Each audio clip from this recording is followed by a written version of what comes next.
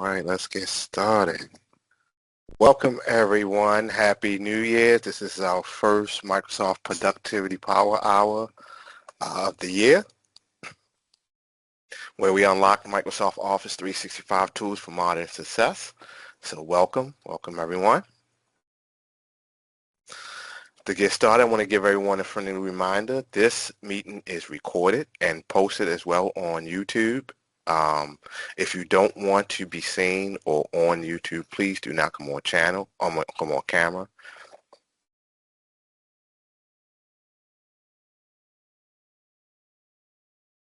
All right.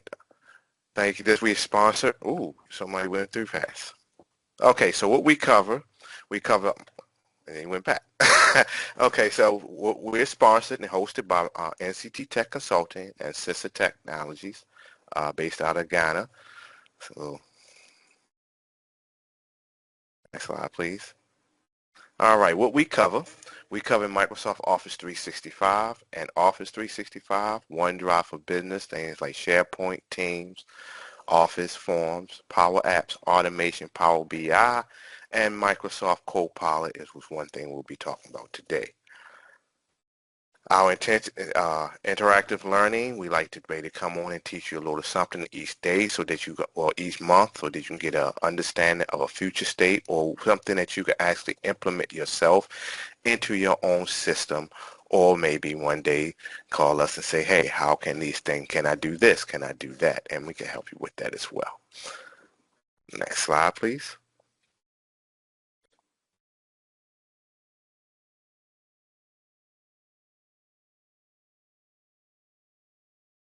All right, so if you have any questions, we encourage you to ask those questions. You can use the chat windows before please put in the chat windows before you forget. As we go through, you might see something that might have a question, and then we change the subject and then go to something else, and then you forget that question. But we want to be able to answer those questions, so please put them in the chat.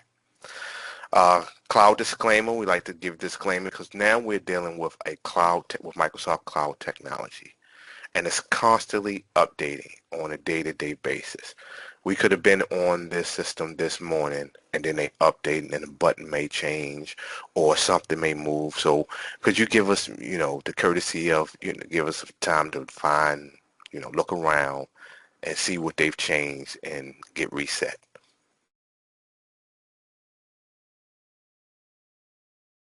All right, next slide. All right, so last time we talked about how Microsoft Form can help you keep track of feedback, event registration, polls, and more.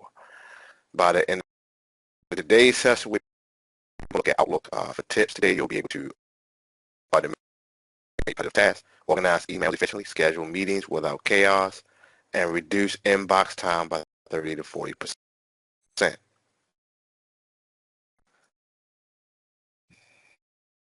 All right, so without further ado, today we will have Nikia Carter will be doing a presentation on the topic. And without further ado, I'll hand it over to Nikia Carter. Thanks, Heather. We're going to talk about Outlook and how you can do certain things in Outlook that may help cut down some of your time.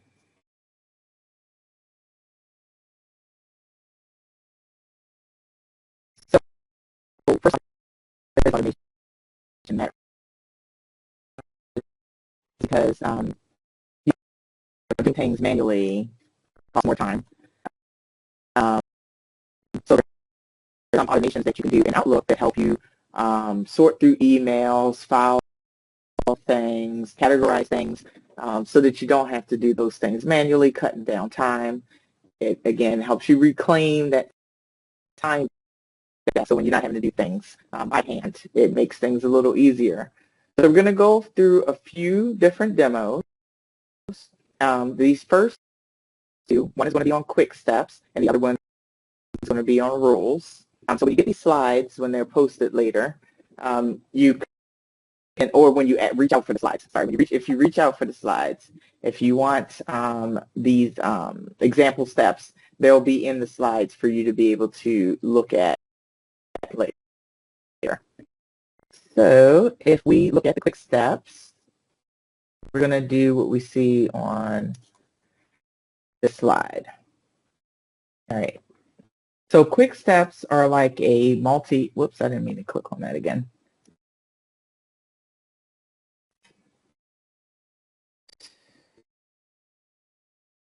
It's in the way.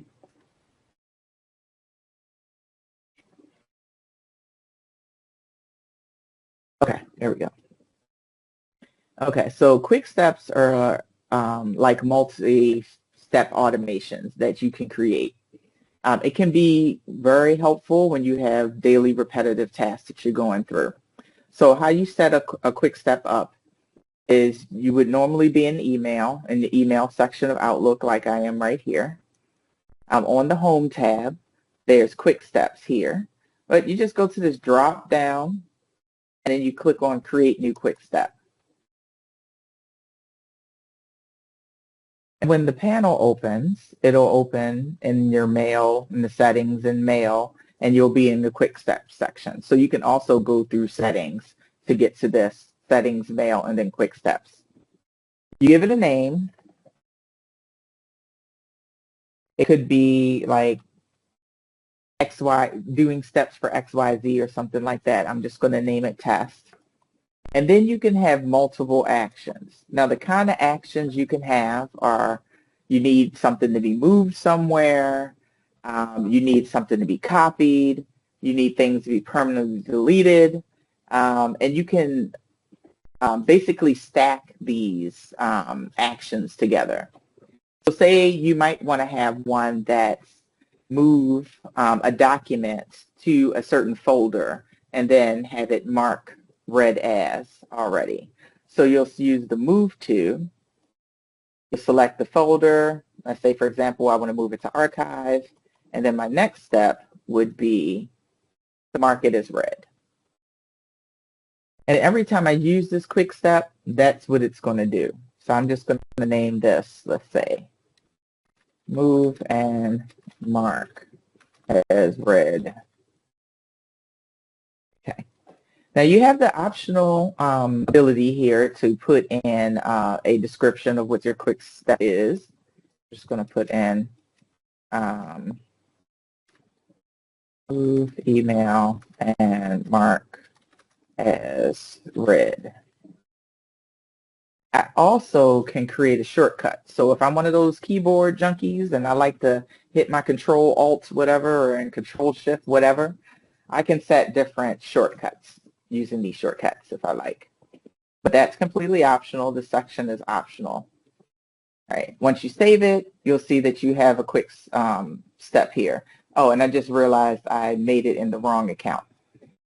That's another thing to note when you're using this new Outlook, because what I'm showing you is new Outlook. If you're using old Outlook, this doesn't work in the older Outlook. This only works in a new version of Outlook. In this newer version of Outlook, when you get to this page, if you have multiple accounts, which I do, I have a lot of them, you have to make sure you remember to actually put it on the account that you meant to put it on. So let me do that one more time. I'll put it here. And then I'm going to have to add another quick step because that one was on the wrong account.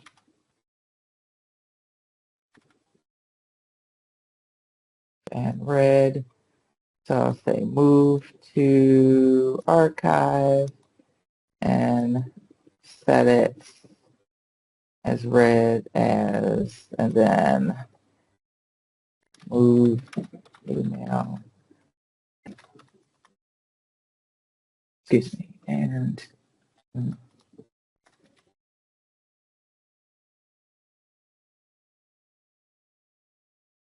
I should say mark as read. Okay, so now once you save it, now it's saved under the right thing. So if I close here, now you see I have a quick step here, which was the one that I created. In order to use it, you have to actually click on something, and then you can actually use the quick step. The next one is rules. So we just talked about quick step. Now we're going to look at creating rules. Now rules and quick steps, they seem kind of similar, but they're actually a little bit different. Quick steps have to be run manually, so you have to actually choose something and then click the quick step. Rules, however, they run automatically. So once you create a rule, it'll automatically run once the conditions are met. So here on the screen is some examples, some example steps that you could walk through, as well as some example actions that you might want to go to. But let's look at the Outlook and look at creating a rule. Okay. So now, for rules, there's a couple of things that you can do. But the quickest way is if you already had an email and you're like, oh yeah, I need to set a rule because this type of email, I need to make sure it does X, Y, Z. Say, for example, this email. You can right-click on it and then choose Rule and then create a rule. There's also rules up here. So if you didn't want to start from a document, an email, you realize you're not reading your email at that time, you just realize you need to create a rule, you can go here without checking anything. But either way, create a rule. Now it's going to say, because I've selected something, it's going to say always move this thing, Microsoft for Microsoft Security, to this folder. And I could select the folder. But I can make it even more intricate than that by clicking on more options. When I click on more options, it's going to open the settings pane again in Mail, but this time I'm in Rules this time. So because I started with a piece of mail, it gives me the title already. Now I can change this title, but it's actually what it's going to be relating to, which is Microsoft Security. So in this case, I would just leave it the way it is unless I wanted to name things differently for whatever reason. And usually the first condition is also based on whatever it was that you clicked on. If you didn't click on anything, though, then you would be able to name it what you want, add your conditions, add your actions. But anyway, we're starting off from something. There's a bunch of different actions in here. So if there's an email that's from a person or to a person, if I'm on the to line, I'm on the CC line and to line. I'm not on the to line, maybe I'm the only recipient. The subject includes a certain thing. Maybe I want it to go to a certain place. But for this, I'm going to say for all emails from Microsoft Security, which is the email address, then I want a specific action to happen. Now you notice there is another condition, so I can put a bunch of conditions in here using logical and or. Well, this is only going to do and operators. So it'll be this condition plus this condition has to be met in order for this action to be done. Get off of that. Let me close that out. So I can add an action. What do I want to happen? Do I want it to go be marked as junk and go to the junk folder? Do I want it to be forwarded somewhere? Maybe forwarded to my team? Oops, there we go. Forwarded. I want it forwarded to my team maybe? Maybe I want to move it to a specific folder. So I can say that, maybe move to whatever folder, maybe archive. Maybe I have other folders, which we will look at how you can create your own folders. Maybe I have other folders that I want to put it in. And then I can set a notification here, display a sound or display a desktop alert when it actually happens. If I want, I can add other actions, and I can also add an exception. So I can say, from Microsoft Security, with the exception of it being, where I'm not on the to line or something like that. So you could set all of those types of conditions, exceptions, and such.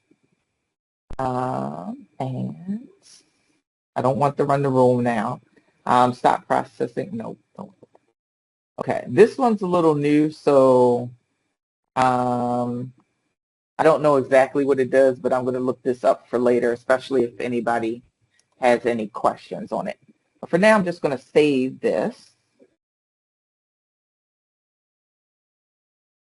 And the rule, this time I put it under the right accounts because it actually, I chose an email out of that account, so it went under the right account. So I have this rule now. So anytime I get a Microsoft Security email from now on, now it's just going to get moved into archive. That's what's going to happen. Now, I don't want that to happen, so I'm going to delete this. But that's what happens with the rules when you use a rule. Now, there's a little bit of a chart here for you to see, so you can see kind of the features and the functions and how they differ between rules and quick steps. So rules run automatically, while quick steps have to be manually done. That takes care of the first two rows. And then you can see like some examples on like maybe auto-filing a newsletter. That would be good for rules. Like I got the Microsoft Security email, monthly email comes in, and I want to file it under a folder that's for those security alerts or security emails. Whereas the quick start steps one only happen when you trigger it, but there could be multiple steps in the beginning, whereas there could be multiple conditions for the rules.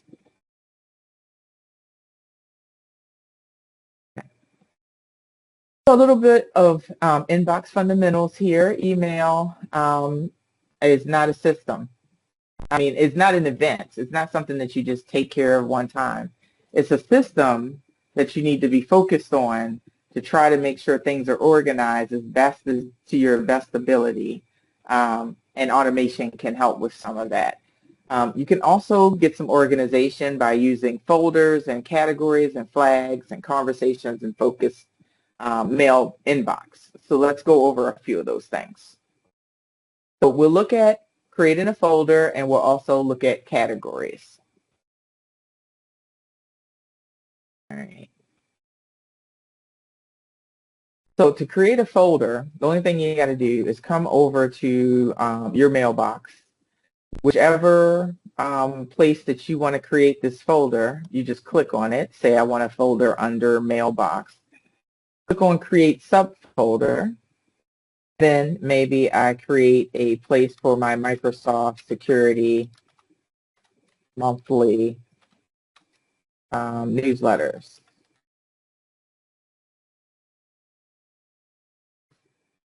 And maybe that's where my Microsoft Security stuff, I go back and change my rule and have my Microsoft Security stuff go into that folder. And once you set the folder, you can do things like change the color, and you can rename it, and you can create another subfolder under that if you want. That's how you make the folders. It's pretty easy. You can even make the folder at the mailbox level by clicking on the mailbox itself and then creating a new folder at this level. So instead of it being a subfolder, it being a super folder. And when it comes to categories, there's a couple of ways to do this because there's usually a couple of ways to do stuff. If you're on an email that you want to categorize right at that time, you just right-click on it, you click categorize, and then you can choose from any of the colors. So at first it comes with like blue category, green category, red category, things like that. Some of those categories I renamed, and I think I even created a whole new category. So let's look at managing and creating new categories. But if I didn't want to create it from like, I just wanted to create a bunch of them, I'm about to get organized. I know I have a bunch of different categories that I want to do. I can go up to the Home tab, and there's Categorize up here as well with my new category, my Manage. Either way, I'm going to show you the Manage categories first. So you go in, it opens up the settings panel. You go in, it's in Accounts, and then under Categories. And then you choose your account, your email account, if you have multiple. And you see all of the different categories that you have for that account. Now you can create a new one here as well. You can also modify any of these categories or delete them as well. Now, this is new. It adds a favorites. Favoriting adds the category to your folder pane. Okay, so I see what that says. Don't necessarily know what that does because that's new. So I'm not going to click on that right now in this demo. We'll just focus on the managing and the creating. So you see how you can create and you can manage. I'll go ahead and click on the create so you can see you just give it a name, you give it a color, you can add a shortcut if you like, then you save it. And then it ends up in your list, which when you close, it ends up in your categorized list here, as well as your categorized list for your specific email. So say, for example, I want to categorize this email. I think I have one, yep, Microsoft Comms here. So I can actually categorize it with that. And then you see I have Microsoft Comms showing up here. Those categories, you can click on them later and then like get all the emails that are in that category. So that can be really, really helpful.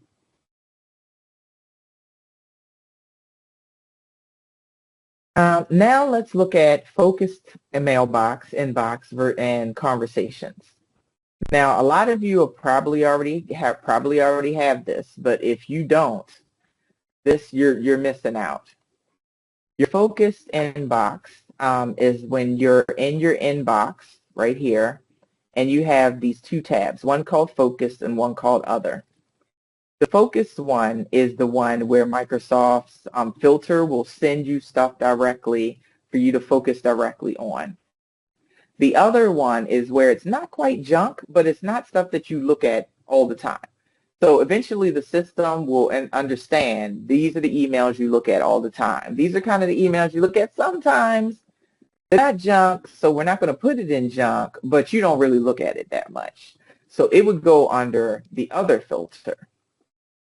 And like I said, the more you use it and the system gets to know you, that's what it will end up doing. So you see I have a bunch of things under here that it has switched under the other category instead of under focus. Now how I turn that on is I go to the view and then I go to settings. Now view settings is just going to open up the same settings pane just in a different spot. It's going to be in mail and it's going to be in layout this time. The top one, and of course make sure you choose your email account if you have multiple. But the top one, if this one is not checked, then you click on it and you will end up getting the focused and other filters for your inbox. Once you set that and you have your focus and other filters, you can train the AI, not the AI, the system. So say, for example, this email should have been sent to me. I can right click on it and I can say, you know what, that shouldn't have been in, where the heck they put it? That shouldn't have been in, move. That shouldn't have been in this folder, under other. It should be in my focus. So I go to move, and then there's move to focus box, so I can move the one, or I can say always move to focus, which means any emails from this place will always get moved to my focus box. So that can be really helpful. Another thing is conversations, and I think this is a sleeper for some people. I don't know about you, but sometimes you have a whole lot of conversations that on the same thread from the same person or same set of people, and you lose previous emails because of all the emails that are coming in. Wouldn't it be nice to have them all in an accordion so you could just open it and see all the previous emails? The way you do that is you go to View and you go to Conversations, and then under message list, you click on Group by Conversation. And then on Reading pane, you also want to show your messages from selected conversations. At least do the first one, especially that one. This is a new one, so again, not going to click on it right now because I don't know exactly what it does. It used to only have these two. But grouping things in conversations gives you Let's see. I don't think I have anything in this account, but let me go ahead and maybe reply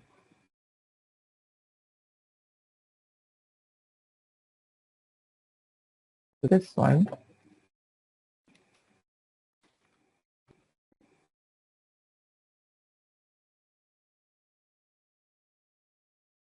Okay.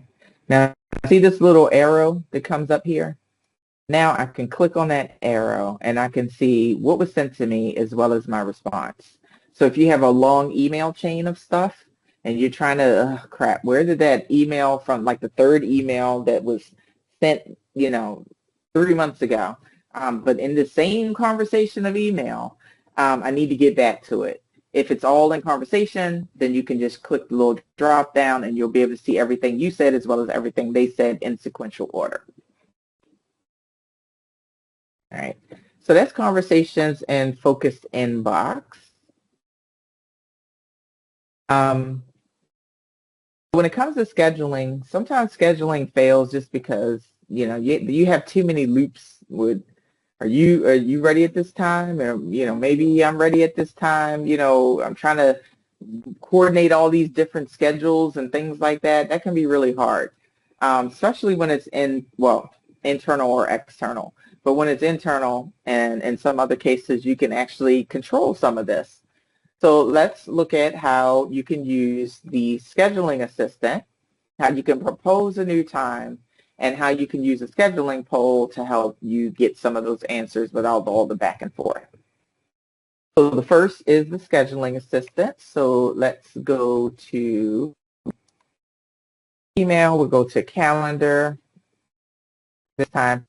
Even though I don't really have to go to a calendar to set up a new event, I can go to new. Under new, the drop down, there's event there. So I don't even have to go to the calendar. Click on that. Opens up my event. And then I can add all of my people. So if I wanted to have Harry and Sigil join me, put my title and my date and all of that. And then I can click on this thing called Scheduler over here. I also can see, because there's this little scheduler window, sometimes this view is open for you automatically. And if you see that little scheduler window, then you can possibly even use this scheduler window on the side. But let's look at the more full version of it.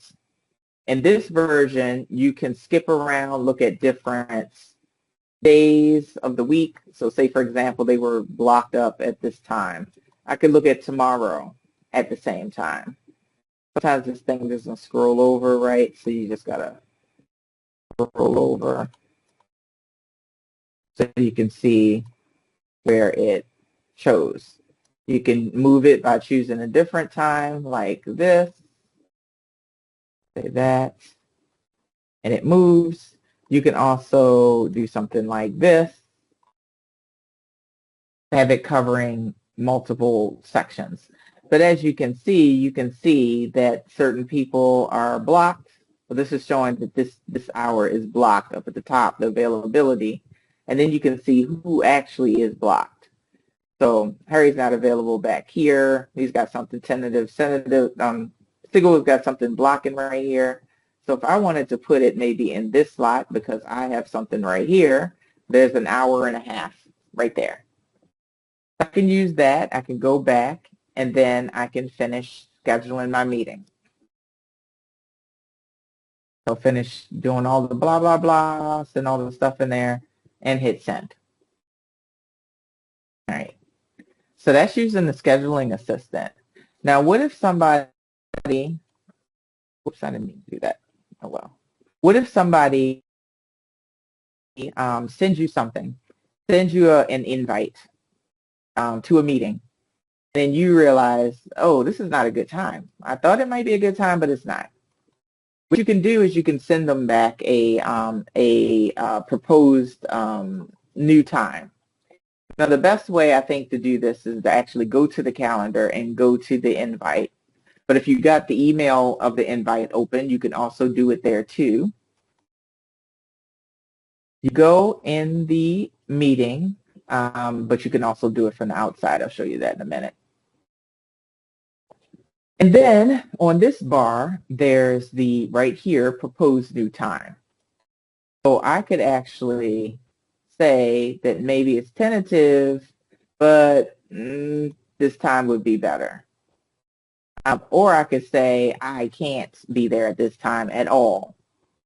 Choose this time, please. And it opens it up in the scheduler so you can actually see their schedule too if they're internal to your organization. Now you can propose that time as well from just right-clicking on it, and the proposed time, new time is right here. You can do it from outside of the event as well. And like I said, if you get the email, instead of clicking accept or tentative or decline, there's also proposed new time as well in the email invite that you get. And then the last thing is scheduling a poll. I'm sending a scheduling poll. So from that, I'm going to need an email. And I put the people's names in it that I want to send this poll to.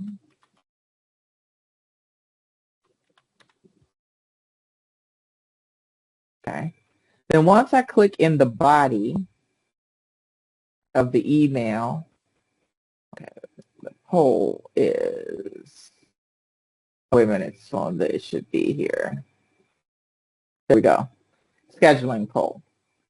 So once I got the people in there and I click in the body, then this button will become active. It's on the messaging tab. I click on it. I can choose my time zone, whatever duration for the meeting, looking at the meeting hours on their schedules, seeing what's available, and seeing stuff that's not so available if I choose to sort it a different way. But I always leave it on sorted by availability so I can see what is actually available and not the stuff that's not available. I can always also use this calendar thing to choose a different date. And this also helps me go day by day as well. Once I choose a few times, I hit next. I can enter a location there, or it has Teams meeting. I always also have some other poll settings. This is new, so these things are here, but I have not seen this before. So we have some ability to set some new settings, but I'm not going to go through them. You can read about them later. And I would normally keep the defaults on anyway. So I'm going to click on Create Poll. When I do that, the poll appears in my email, and I'm able to send it off to the folks that I want to send it off to. And that way I don't have to go back and forth. What about this time? What about that time? Does this work for you?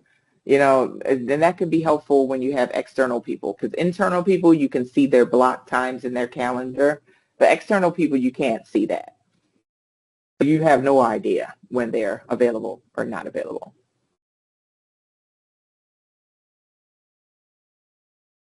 Okay. Now, I think I heard a ping. Okay, I see a comment. Wish you could use their schedule if they're using Outlook, even if they're not in your organization.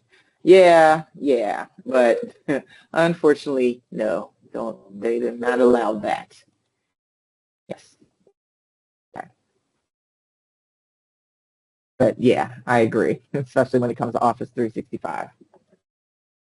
All right, some bonus tips.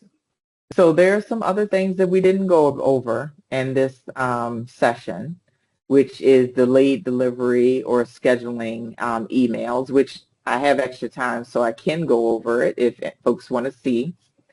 How to pin important emails, using @mentioning in the email body to help extra alert a person that they are being the one being talked to. And then how to convert, you can also convert emails into tasks and into calendar items by using the menu, or you can also drag and drop into the side panel view for calendar or for tasks as well. like I said, I got a few more minutes. I'm willing to take any requests if anybody has any. Uh, uh, just looking to see if there's any requests for anything additional. Yes, Harry. Yes, because you do the delayed delivery. Okay. Yes. Yes. All right. So there's a couple of ways you can do delayed delivery. If you open up a mail, and you can do mail from calendar to, you just go into the new thing and then you hit the drop down and you choose mail.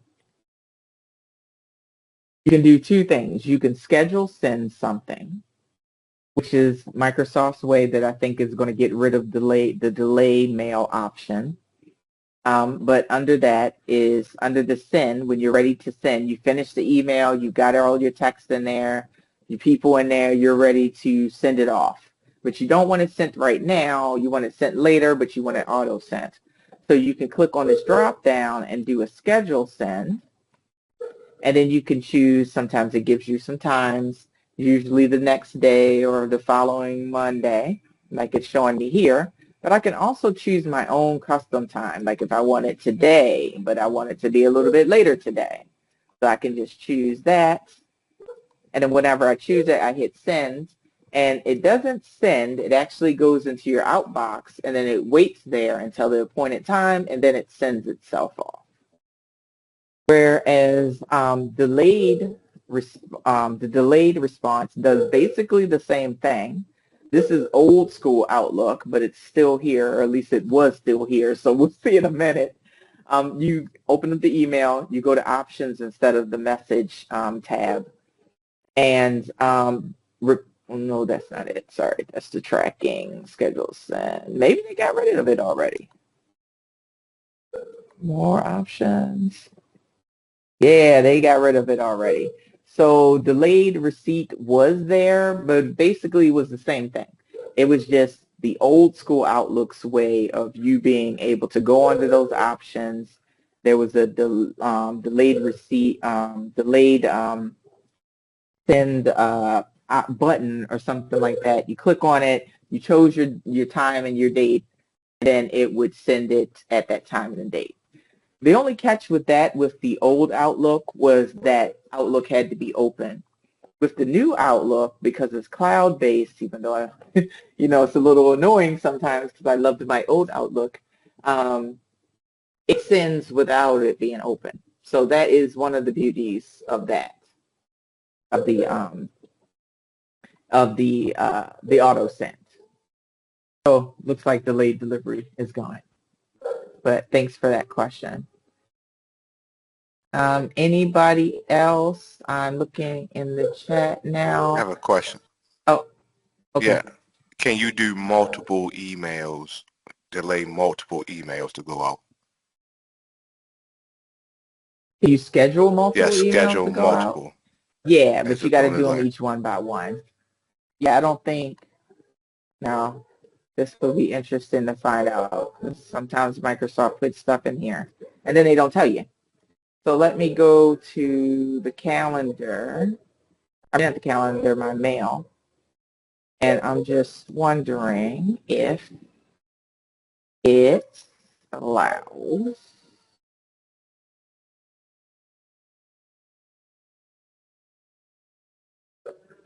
Oh, I would have to be in my sends. I don't think so, because I think you have to do each one individually. Okay.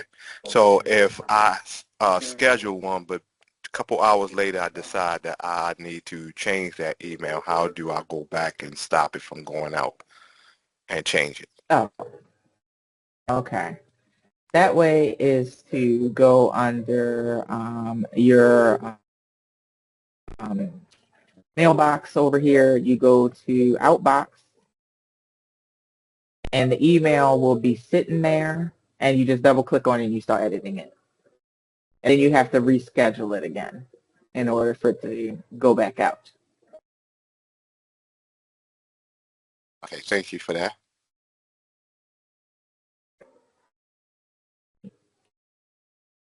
I see a request for going through more rules, but I'm not sure what else to go through there.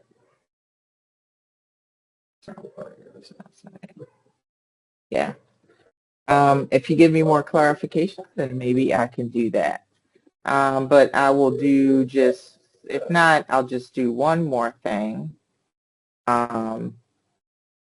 And that will be the pinning, just so you can see that. Oh, and the at mentions. I'll show you that real quick.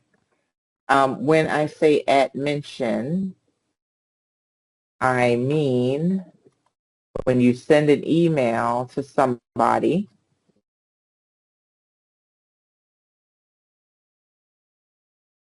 okay, say I send an email to Harry and I send the email to Sigil.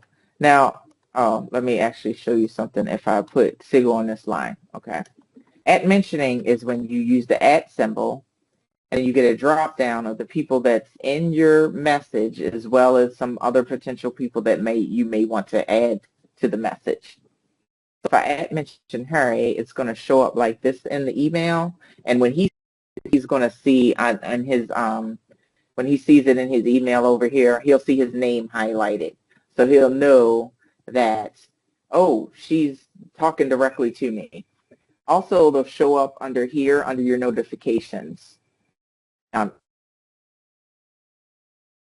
Things where you got any at mentions, like you can see Hester at mentioned me in this email.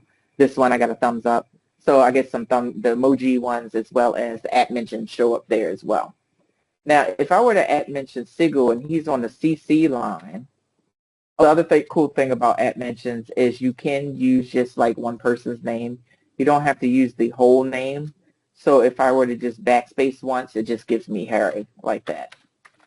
Now, say I want to do Sigil now. Now, Sigil's on the CC line. So if I do at mention him, he's going to be put into the to line. Why? Because now I'm talking directly to him. So it's going to put him on the to line. So if you ever see that happen, that's totally what happens. That's supposed to happen.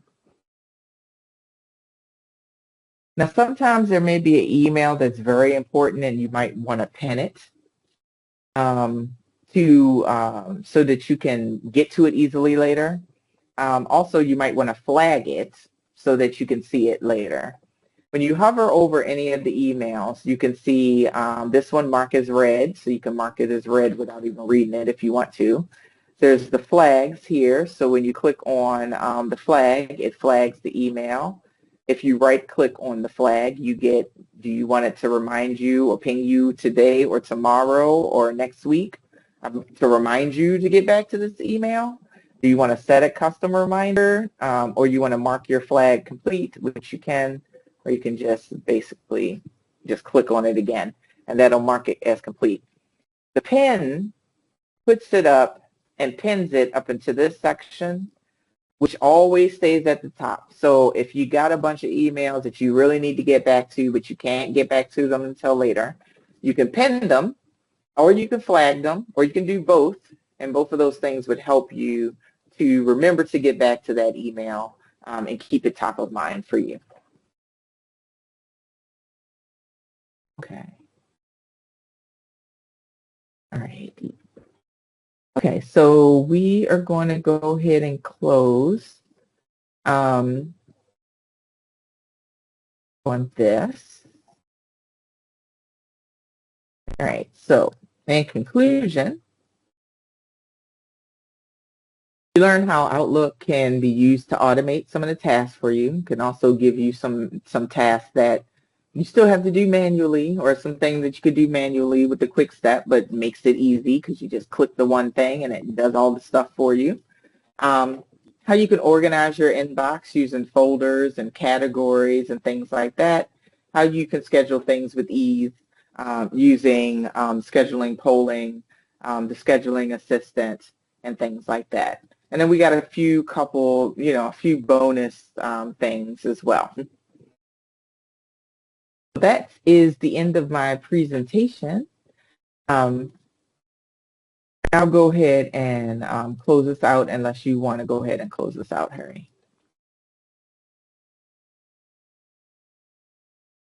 Uh, it's all right with me. I mean, how we gonna go? Okay, so thank you very much, Nikia. That was very educational. There were some things that I didn't even know, and I work with you every day. So that was very informative, and I appreciate someone's typing in the chat. See if they have a question. Okay.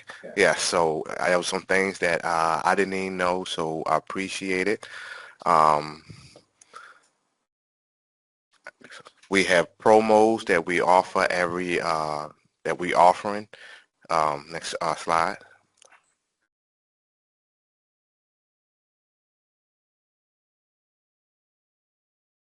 Sorry, the slide is being a Slide. little slow. There you go.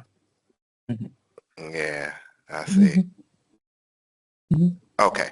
So for those small business and more small to mid-sized business that actually have the Office 365, we understand a lot of people that have the Office 365 is only using maybe 15 to 25% of their Office 365. We have a package that helps small businesses and startups actually understand what system, what license they actually have, help them build a roadmap, and help them build a future state to where they're going on a month-to-month basis. We understand that most small business cannot afford to drop $20,000, $10,000 out their pocket to upgrade their system. So we have a monthly package that we offer to you where you can slowly, gradually build it over time. And it also make it agile so that if you need to change directions or do something different, maybe you had a fundraiser at doing a fundraiser, now you're doing something else. We're there to actually build those tools and things for you and help guide you on your journey. We have business essential package for smaller business, growth package for mid-sized business, and enterprise level packages. Um, if you're interested in it, please reach out to it. We will appreciate it, and we'll go more into how this package can help you and your organization. Next slide, please. Just before you leave that slide, just want to note that this is for small businesses. So even though it says enterprise, note the number of people. Um, the enterprise package can be flexed up to 30 people for nonprofits, and we can have that discussion if you're a nonprofit. But this is for small businesses, not for corporate, although we do have corporate pricing as well. All right. Thank you for that. All right. Any final questions before we go?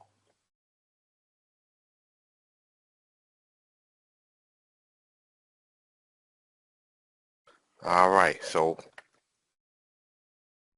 yes, we hold one of these every month on the first Tuesday of every month. Each month it'd be something building on what the last month was. Last time it was on on Word. I believe it was, yeah, Word, and this time it was on Outlook. But each piece will be something significant in the Office 365 suite that people use on a day-to-day basis, but don't quite understand all this uh,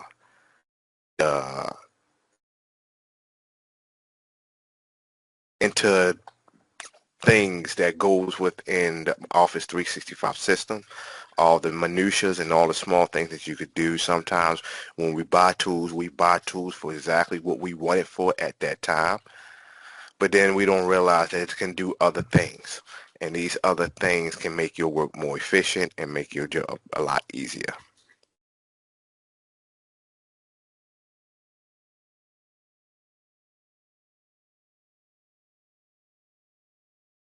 All right, any more questions? All right, thank you very much. Feel free to reach out at hello@consultncttech.com, or reach out to us on LinkedIn or YouTube, and or check these videos out later on YouTube. Tell a friend, let everybody know what we're doing here, and next time you come, bring a friend.